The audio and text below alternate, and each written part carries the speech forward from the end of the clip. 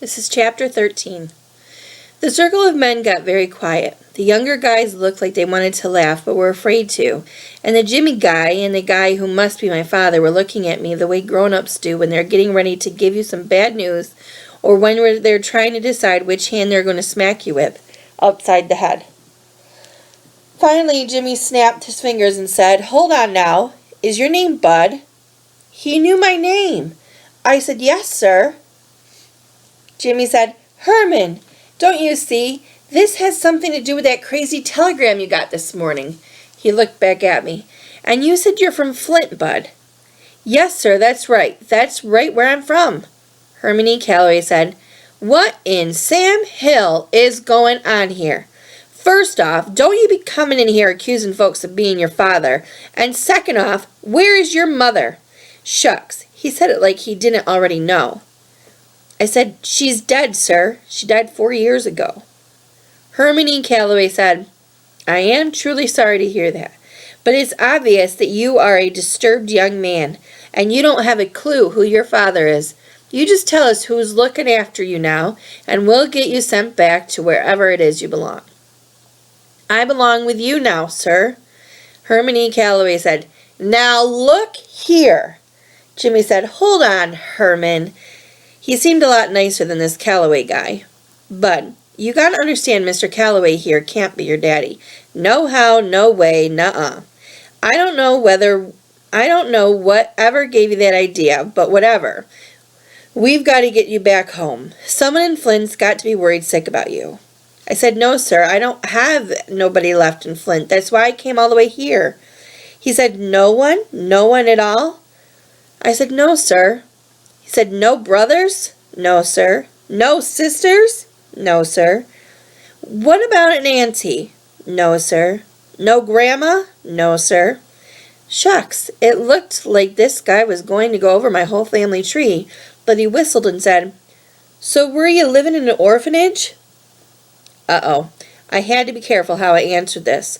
One wrong answer, and I could tell these guys were ready to give me up to the cops, or give me a one-way ticket back to the home. I said, "Well, sir, I had some problems with some folks that were supposed to be looking after me, and after I hid their shotgun and poured water all over Todd Amos, I busted out of the shed and had to go on the lam, and then I thought it was about time that I came and meet my father, because it's been—" He raised his hand to stop me. "That's fine, son, but just answer what I asked you. What orphanage were you in?" "Well, sir, I used to be in a home, and then I wasn't, and then I was with some people that were kind of mean, and then I tried to find Miss Hill, but she moved all the way to Chicago, and that was too far to walk, so—" He raised his hand again to shut me up. "Hold on, Bud. Do me a favor. Go wait by the door for a minute." He pointed to the side of the stage.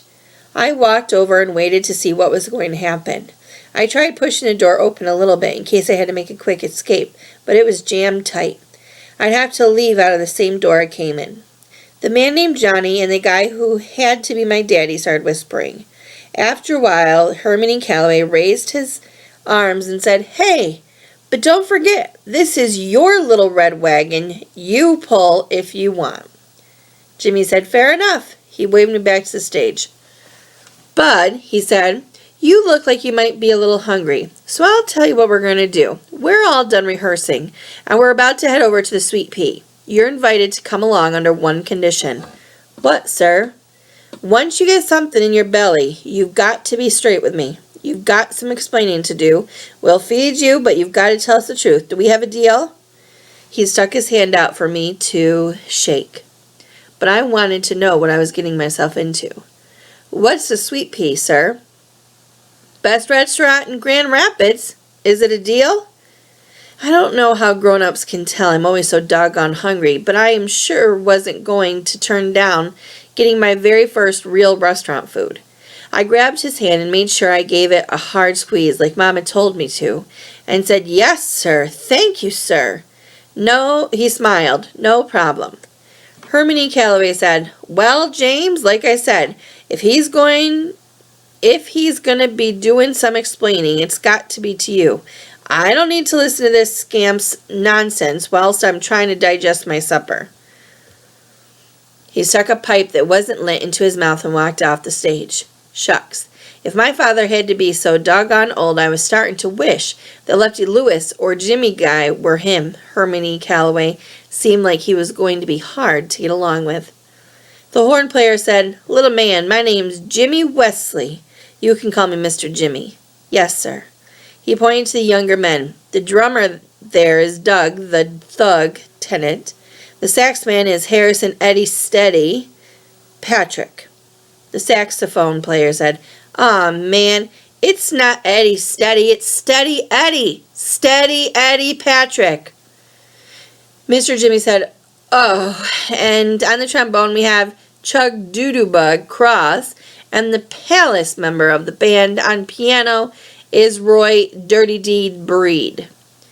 He shook his head again and said, "Lord knows why these young musicians can't leave the perfectly good names their mamas gave them alone.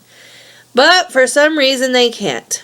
Anyway, fellas, this here's Bud. What's your last name, Bud?" "Caldwell, sir." "Here's Bud Caldwell. He's going to be our guest over at Sweet Pea for dinner. Y'all say hello to the young man and make him feel comfortable." The thug said, "What's the word, Bud?" Dirty Deed said, "How you doing?" Doodoo-Bug said, "Welcome, little stuff." Steady Eddie said, "Good to meet you, my man." I said, "Pleased to meet you." Mr. Jimmy told him, "All right, he'll ride over with you four. Me and Herm will meet you there." The sax man, Steady Eddie, said, "All right, Mr. Jimmy, we'll finish loading up." The Jimmy guy went out the front door. The sax man told me, "Come on, little man, if Mr. Jimmy's got a spring for your supper, the least you can do is help load the car. Grab that case over there and put it in the trunk of the Buick out back." He pointed to the long, skinny black suitcase that had a leather handle on top of it and said, "And be careful, that's my bread and butter in there." I must have looked confused because he told me, "That's my horn, my axe, my saxophone, the thing I make all the money with, so don't get butterfingers and drop it." I said, "Oh, yes, sir." The trombone man, Doodoo-Bug, said, "One thing you're going to have to drop, though, is all this sir stuff. The only two folks around here old enough for you to be calling them sir are Mr. Jimmy and," he winked, "your long-lost dear old daddy." The whole band busted a gut laughing. The thug guy said, "I'm going to let you in on a little secret, my man. I think the only reason Mr. C is denying he's your daddy is 'cause you went and hurt his feelings." "How? I didn't do nothing to him." "Well, there it is. That's just what I mean. Here you two are getting together for the first time, and you didn't show the man no love." He looked over at Doodoo-Bug. "Bug, do you see any love being passed from this boy to his daddy?" Doodoo-Bug said, "You leave me out of your nonsense." The thug kept going. "Shoot, man, seems like you should give the man his props. Seems to me like you should have given the man a whole lot more affection. You see, I know Mr. C better than most folks do. I know that beneath that cold-hearted, evil, wicked, nasty, mean..." Doodoo-Bug said, "Don't forget cheap. Cheap's got to be in there somewhere." The thug said, "You know, cheap's right up high on that list. But as I was saying, beneath all that festering nastiness is a tender, loving human. Why, I bet you dollars to donuts that he's outside right now, sitting in that Packard, sobbing openly about how you shunned him. When you get to Sweet Pea, rush right up to him, give him a big hug, yell out, 'Daddy!' then give him a big juicy kiss right on the top of his shiny bald head. Shoot, you do that, and you'll be in his will so quick your head will spin. I put this thug guy on my list of people not to pay any mind to. Herman E. Calloway seemed like the kind of person that would rather get bit in the behind by a snaggletooth mule than have somebody give him a kiss. Steady Eddie said, 'Let's not get the little man killed before he's had a chance to eat, thug.' Son, I hope you've got some sense enough to let what he's telling you go in one ear and find the nearest exit. You just steer clear of Mr. C for a while. He's not someone you want to toy with, and for God's sake, whatever you do, don't call him Daddy or Papa or anything that's going to give anyone the idea that you two are kidding. You hear?" These guys really thought I was dumb. I said, yes, sir, but isn't it just my luck to come clean across the state to find my daddy and he turns out to be a mean old coot? I slapped my hand over my mouth. I knew better than saying something like this out loud, but it just fell out of my mouth before I could swallow it down. This was Bud Caldwell's Rules and Things to Have a Funner Life and Make a Better Liar Out of Yourself, number 63. Rules and Things number 63. Never, ever say something bad about someone you don't know, especially when you're around a bunch of strangers. You never can tell who might be kin to that person, or who might be a lip-flapping big-mouth spy. Sure enough, the drummer, the thug guy, started acting like he was writing stuff down on a piece of pretend paper. He said, let's see, was that mean old coot or old mean coot? Shoot, baby, if I dropped some info like this on Mr. C, I might be able to stay in his band longer than the last 3 drummers did. You see, kid, you ain't the only one trying to get on Mr. C's good side. This is the best drumming gig in the state, and I need to hang on to it for as long as I can. I wasn't sure if this drummer guy really was a dirty dog, or if he was just a big teaser. Whichever way, I'd have to work real hard on remembering rule and thing number 68, or was it 63?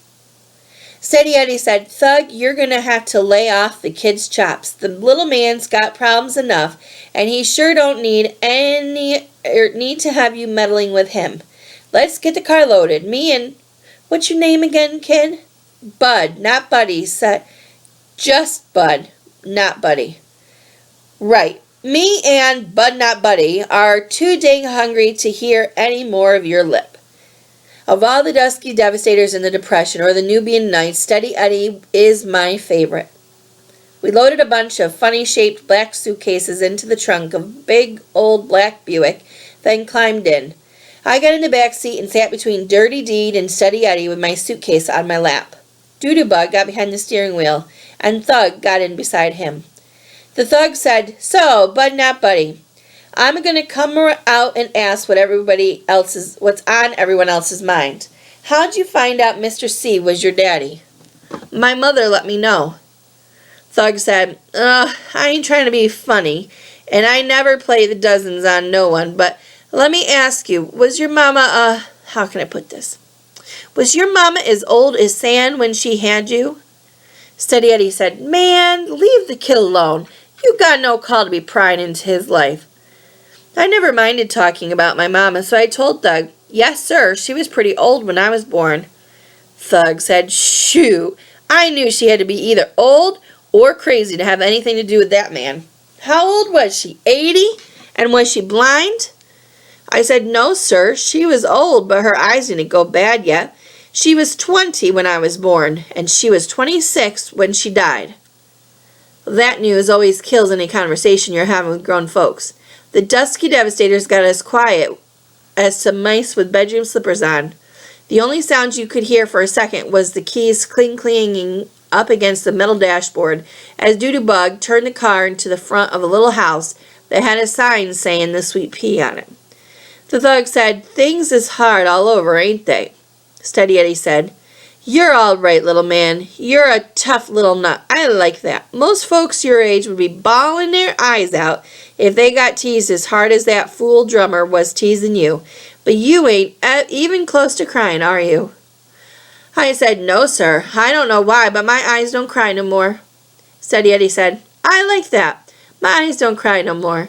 You mind if I borrow that? That sounds like a great name for a song. I said, no, sir, I don't mind at all. He reached over and rubbed his hand over my head and said, yeah, you're all right, little fella. And don't you worry none too much about the Thug. Mr. C always changes drummers the way most people change their drawers. What you see in that front seat is the man on borrowed time. Thug said, man, what did you hear? Doodoo-Bug cut the car off and said, all right, gentlemen, that's enough. Let's go stuff our craws.